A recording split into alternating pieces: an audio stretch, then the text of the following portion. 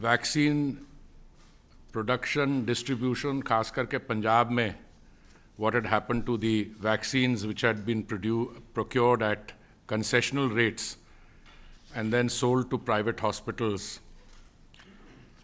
which in turn put a markup and made them available to users.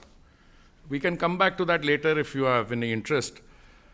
But today, I want to talk about what the Honorable Prime Minister has done for Punjab in the true spirit of cooperative federalism.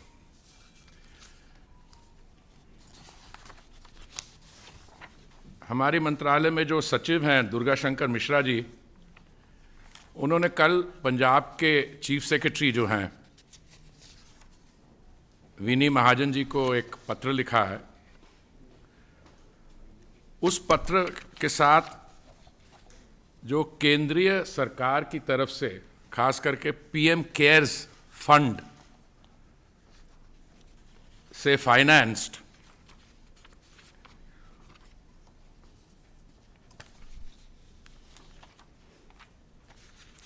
Oxygen plants, उनके details दिए हैं। These are in 41 locations. उनकी site, कौन से hospital के साथ वो plant attached है, वो सब की डिटेल्स दी हैं। मैं आपको ये भी बताना चाहूँगा कि कुछ समय पहले पीएम केयर्स फंड के माध्यम से हमने 13 ऑक्सीजन प्लांट्स सैंक्शन किए थे। वो 13 शुरुआत हुई थी उन 13 से, और कल हमने एडिशनल प्लांट्स की लिस्ट भेजी है। और मुझे बहुत खुशी है आपको ये जानकारी देते कि ये 13 प्लांट्स जो हैं, इनमें से कई तो जून के एंड 30 जून तक ही इंस्टॉल और ऑपरेशनल करने का हमारी कोशिश है, और बाकी जो हैं 13 में वो 15 अगस्त तक they will be fully operational.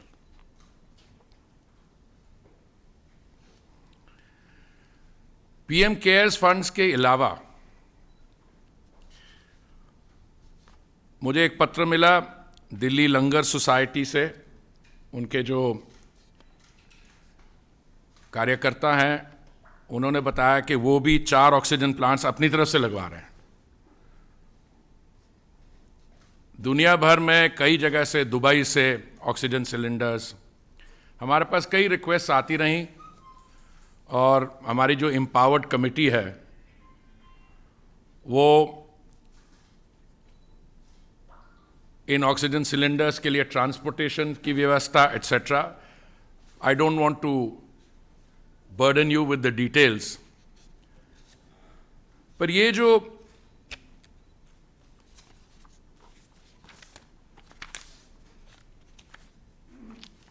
41 oxygen plants हैं। I have some photographs here if later you are all interested, कहाँ पे जहाँ पे इंस्टॉलेशन शुरू हो गई है एटसेट्रा।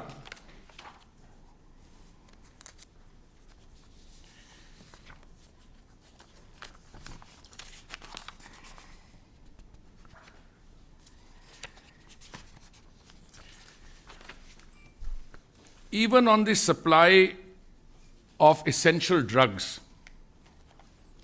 कभी कभी ये प्रश्न उठता है कि centrally procured medicines and supplies, कुछ स्टेट समझती हैं कि they are not getting a fair share. So मैंने पंजाब के लिए I had an analysis done. Punjab और असम की जो पॉपुलेशन है, it is roughly similar. 3 crores.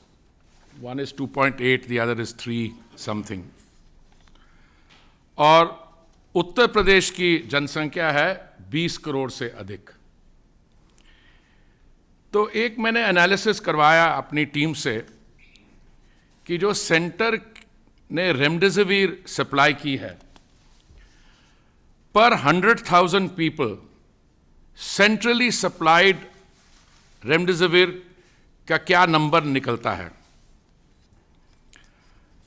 For Assam it is 323 per 100,000 people. For Uttar Pradesh, it is 264. And for Punjab, it is 632, which is almost the double of both Assam and Uttar Pradesh. Now, this by itself may not be an indicator which is sufficient, because many states procure their own. But for anyone to suggest कि केंद्रीय सरकार की तरफ से they have been short-changed या उनको उनका जो legitimate share बनता है वो नहीं दिया जा रहा, that would be a falsification.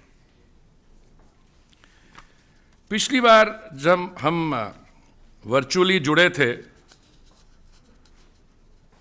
तो मैंने पंजाब सरकार के कुछ फिगर्स हैं, आंकड़े जो उन्होंने आगे रखे, bye their own admission they claim that they had procured 4.29 lakh doses of Covishield at the cost of ₹13.25 crore, जिसका अगर आप एवरेज निकालें तो वो बनती है ₹309 पर डोज।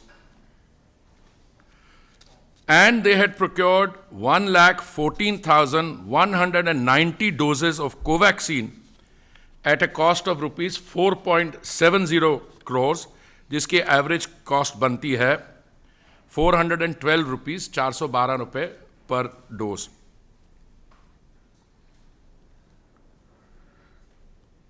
%80 जो प्रोक्योरमेंट हुई है कोविशील्ड की ₹309 पे, जो प्रॉफिटेरिंग का फिगर निकलता है, that has been much higher than the figure reported. That's the first submission I make to you. इन्होंने आगे जो ₹309 की डोज प्रोक्योर करने के बाद प्राइवेट अस्पतालों को 40 लाख में से 30 लाख तो शायद एक ही अस्पताल को दिए उन्होंने, ₹1,060 पे बेचा है, तो उसमें ₹750 पर डोज प्रॉफिट निकलता है। मेरा मतलब आज की प्रेस कॉन्फ्रेंस में उस चीज को दोहराने का नहीं है, बिकॉज वहां पे कई किस्म की वो कहते हैं कोई फतेह किट स्कैम हुआ है। I don't want to go into the details, but I want to draw your attention to one particular aspect of this. इनके यहां एक मेंबर ऑफ पार्लियामेंट है जिन्होंने बयान दिया उसके बाद कि अगर हम वैक्सीन को कंसेशनल रेट पे लेके, जो मुफ्त बांटनी जानी चाहिए, लाभार्थियों को दे देनी चाहिए, अगर हम उसको प्राइवेट हॉस्पिटल में दें, अस्पताल को दें, और उसका जो मुनाफा है उसको हम वैक्सीन फंड में डाल दें, सो इट इज नॉट प्रॉफिटेरिंग। ये एक एमपी का बयान है। अब सेंटर सप्लाई कर रहा है आपको वैक्सीन, लाभार्थियों को देने के लिए free of cost. Free of cost मतलब to no cost to the beneficiary. उसको आप प्राइवेट सेक्टर की लेयर्स ऑफ प्रॉफिट, कुछ हमें रिपोर्ट्स मिली कि जो 2 अस्पताल हैं चंडीगढ़ में, शायद max and Fortis if I remember correctly, वहां पे तो the cost of the dose was 3,000 और 3,200 रुपया। एनीवे, इन्होंने ये बयान दिया। साथ में ये भी इन्होंने एक नई दुकान खोल रही है, वो है कि वो सिखी पे सर्टिफिकेट देते हैं, कौन असली सिख है और कौन नहीं है। उसमें मैं आता हूं 2 मिनट में। पर मुझे बड़ी खुशी हुई कि इनके अपनी पार्टी के एक व्यक्ति हैं जो पूर्व वित्त मंत्री हैं, उन्होंने भी कहा भाई ये जो आप कह रहे हो बिल्कुल गलत है और ये नहीं होना चाहिए था। तो मेरे को लगता है कांग्रेस पार्टी के अंदर these people are not on the same page. Some of them think that profiteering on centrally supplied medicines is legitimate.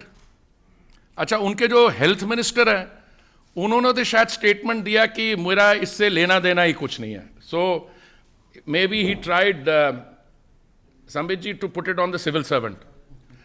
मैं तो 39 years I was a civil servant and I have not come across one civil servant जो ऐसा काम ऐसे समय अपनी political leadership की अनुमति के बगैर उनमें करने का ऐसा दम हो, पहली बात। पर ये जो हैं हमारे कलरफुल रिप्रेजेंटेटिव, और उन्होंने कहा नहीं इसमें कोई मुनाफाखोरी है ही नहीं, ये तो हमने वैक्सीन फंड में जमा करवाया, पैसा करवाया है नहीं करवाया। उन्होंने और भी बात कही जो बात आज जो कह रहे हैं कि ये प्रॉफिटियरिंग है, वो कहां थे और क्या कर रहे हैं पंजाब के ऑक्सीजन के बारे। तो मैंने आपको ज्ञान दे दिया कि हमारे माननीय प्रधानमंत्री जी ने 41 ऑक्सीजन प्लांट्स पंजाब के लिए सैंक्शन किए हैं, जिसमें से 13 में से ज़्यादातर 30 जून तक लग जाएंगे और बाकी 15 अगस्त तक। तो मैं समझता हूं ऐसे व्यक्तियों को सवाल पूछने से पहले अपने अंदर जांच कर लेनी चाहिए कि वो क्या कह रहे हैं और उसका क्या महत्व है।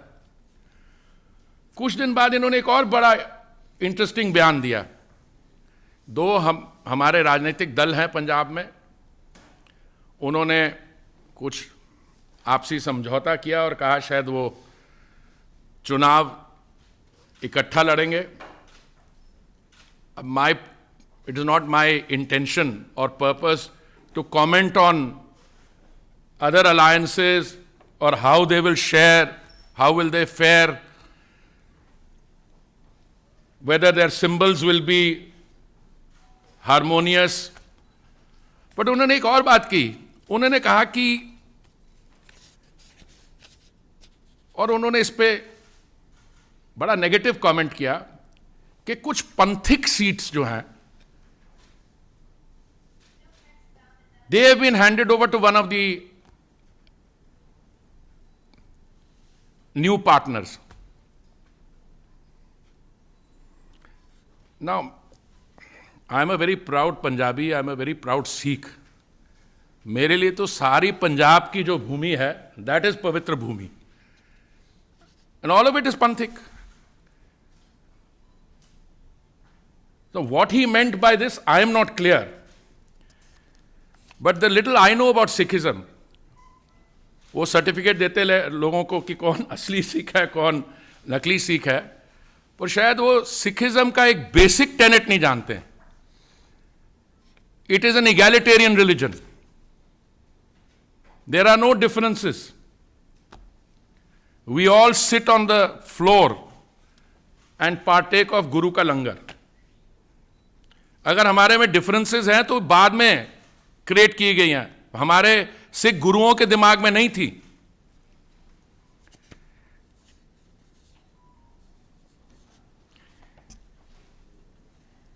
प्रधानमंत्री जी ने पिछले सालों में पंजाब के लिए, सिखों के लिए जो किया है, I have had an occasion to discuss this with you. I just briefly mention 333 Sikhs who were on a blacklist. That blacklist was abolished. Thousands of our brothers and sisters जो कई देशों में उनके कानून के तहत they were being oppressed, उनको हमने सैंक्चुरी दी है through the new CAA law. 1984 के राइट्स के जो एक्यूज थे, for the first time after many years action has been taken. Kartarpur Sahib Lehenga corridor was opened. FCRA registration was granted to the Golden Temple. 14 special trains were started connecting important places for Sikh pilgrims, Delhi, Amritsar, Katra Expressway. Langar service in all Gurudwaras was exempted from GST, giving benefits of around 325 crores. I could go on, the list is very long. पर आज जब मैं आपको ये 41 oxygen plants की जानकारी दे रहा हूं, वो इसलिए दे रहा हूं that this is a part of what the Honorable Prime Minister personally and his government are doing for all states in the country. And Punjab, if anything, I gave you the analysis of the remdesivir distribution as per availability per 100,000 people. Punjab fares much better in the center's distribution list. You can't talk about Punjab these days without mentioning our अन्नदातास. जब पिछले वर्ष when these draft legislation was before parliament, तो क्या कहा जा रहा था कि ये कोई grand scheme to hand over agriculture and agricultural land to the उद्योगपतिस, कि MSP जो है वो henceforth available नहीं होगी, मंडियां जो हैं वो abolish कर दी जाएंगी, procurement will not take place under MSP. And I like to remind us that when the procurement season was due, I think this was in the month of October of last year, so the procurement season process was brought forward by a week so that people could participate. उस समय जो procurement हुई MSP के through, record, जो पिछले साल का जो फिगर था that was exceeded, जो टारगेट था उस सीजन के लिए that was exceeded. उसके बाद more recently wheat procurement, again the target was exceeded, procurement was much higher than the previous year. So ये जो झूठ फैलाया जा रहा था कि MSP हटाई जाएगी, मंडियां बंद हो जाएंगी, कुछ महीनों में एक साल will be 1 year will be completed, but we didn't stop at that. There was wastage. Hopefully more private investment will come in the processing, in the cold chains, etc., so we can reduce the wastage and finally eliminate it. But more important, through the direct benefit, the money, 26,000 crores has gone directly into the pockets of our hardworking farmers. जब मैंने tweet किया इसको कुछ दिन पहले संबित जी, तो किसी ने मुझे पूछा कि ये तो सब ठीक है, बट इसका फार्म लॉस से क्या लेना देना. हमने कहा फार्म लॉस तो आप पढ़ लीजिए, हम आपके साथ बैठ के पढ़ लेते हैं, but I thought the purpose of the entire scheme was कि हम अपने हार्डवर्किंग फार्मर्स की जेब में पैसा डायरेक्टली जाए, that the wastage should be reduced and finally eliminated, that the money which was being siphoned off to intermediary layers, that benefit goes directly to the farmers. फिर किसी ने कहा कि बट मंडी का ये रेट है बाहर. My response to all this is very clear. I think the Honorable Prime Minister personally and the government have made it repeatedly clear कि आपके मन में अगर कोई doubts हैं तो we are ready to sit with you. And I reiterate that. बहुत इसमें commentators हैं, मैं individually भी लोगों को कभी कभी फोन करता हूं, मेरे colleagues करते हैं कि देखिए अगर आपके मन में कोई doubts हो, अभी भी हैं residual doubts, तो आप हमारे साथ बैठिए. And we are open to all suggestions. But the template has to be benefit to farmers. अगर आप सिस्टम कई सालों से चला आ रहा है, where intermediaries or etc., let us discuss that. I mean, we are not averse to seeing how that can be, but it cannot be at the expense of the farmers. So the farmer and the hardworking person who tills the soil, he is the primary intended beneficiary of these laws. And that hard work must be rewarded. Anything else, we are willing to discuss.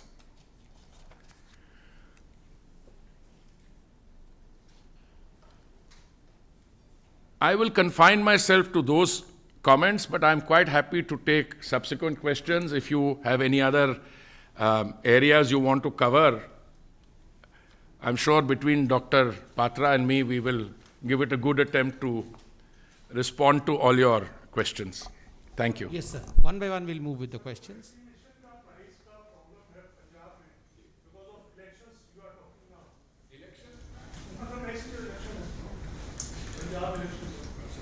Sir same problem Delhi में भी है। दिल्ली में भी 1300 रुपए की vaccine मिल रही है, कहीं 1100 की मिल रही है, कहीं 1500 की मिल रही है, कहीं 900 की मिल रही है। दिल्ली की बात क्यों नहीं सरकार उठाती कि दिल्ली में भी ऐसा? नहीं, मैं दिल्ली के बारे में वैक्सीन पॉलिसी की generally we can talk, okay. पहले बात तो मैं समझता हूँ इसका चुनाव के साथ कोई लेना देना नहीं। पहली बात, हमारी पहली वेव महामारी की, you know when it came, we had planned initially, right from the beginning, and my medically qualified and professional sitting next to me will answer, हमारा ये इरादा था कि हम जून के आखिर तक we would have administered about 30 crore doses. अभी लेटेस्ट आंकड़ा पता नहीं क्या, my colleagues will tell me, it will be 25-26 crores etc. We have ramped up production. देखिए, vaccine, we must understand, is not something that can be procured off the shelf. Vaccine, to be available for being administered, requires to go through various phases of clinical trials. The competent designated authorities must certify it ready for use, and then the authorities give what is called emergency use authorization.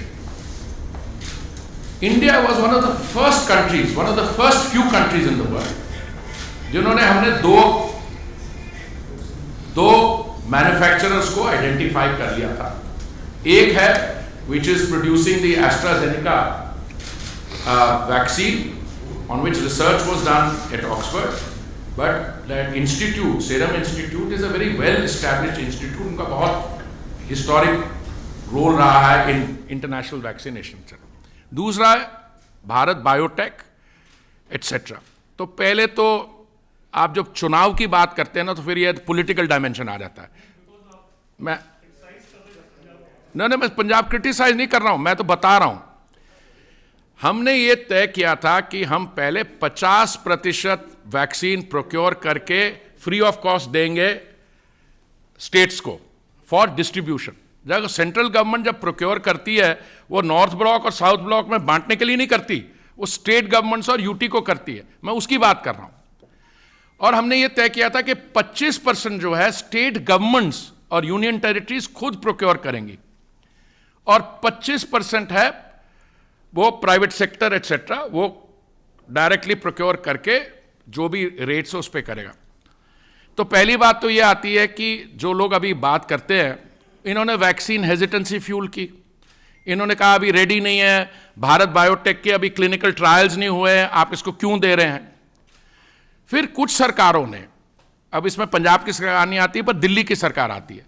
Delhi की सरकार ने Mamata Banerjee CM जो हैं waste Bengal की, उन्होंने उद्धव ठाकरे जी, कांग्रेस के आनंद शर्मा जी, इन्होंने कहा आप सेंट्रल गवर्नमेंट क्यों प्रोक्योर कर रही है, आप स्टेट गवर्नमेंट्स को करने दीजिए। तो कोऑपरेटिव फेडरलिज्म के स्पिरिट में डिसीजन वाज टेकन, अगर वो करना चाहते हैं तो करने दीजिए। पर उन्होंने जब प्रोक्योर करने की कोशिश की, I think most of them could not get the quotations from the original manufacturers. So बीच में middlemen है, they started becoming active and started sending the quotation. Then they said नहीं अब central government करिए. तो central government then said all right we will do 75%. That is the issue. हम criticize किसी को नहीं कर रहे हैं. अगर आप procure कर रहे हैं central government से to make available as part of your designated free of cost distribution, उस पे प्रॉफिट करना गलत है. मैं उसकी बात कर रहा हूं. चाहे वो पंजाब करे, कहीं पंजाब वाले पकड़े गए हैं क्योंकि वहां पे खुद they had to withdraw the scheme. तो क्यों हुई नहीं हुई, मैं तो उसके मैं one of their representative said कि ये मुनाफाखोरी नहीं होती है. अगर आप किसी वैक्सीन फंड में पैसा डाल दें, अरे भाई किसका वैक्सीन फंड है? अगर एक लाभार्थी को आपने मुफ्त देनी है, उसको आप 1500 रुपए की या 3200 रुपए की दे रही है, where is the equity in that? That was my point. Next question, Ravinder ji. I'll come to you, ma'am. एक सवाल है कि बहादुरगढ़ में पहले जो किसान आंदोलन आपने किसानों को भी चर्चा की, किसान वहाँ पर पहले एक रेप की बात हुई थी और अभी कल एक को जिंदा रह जाएगा. आपको लगता है कि आंदोलन है या फिर अब वहाँ पर कुछ और चीज़ होने लगा है? तो हिंदी में चाहिए. And sir is the designate. No, he is the designate minister for the press conference. No, but designate Karyakarta is me to come for the press conference, but I have no hesitation in sharing my personal view on this. Hindi में बताता हूँ, ये बहुत ही unfortunate ये जो reports आ रही हैं.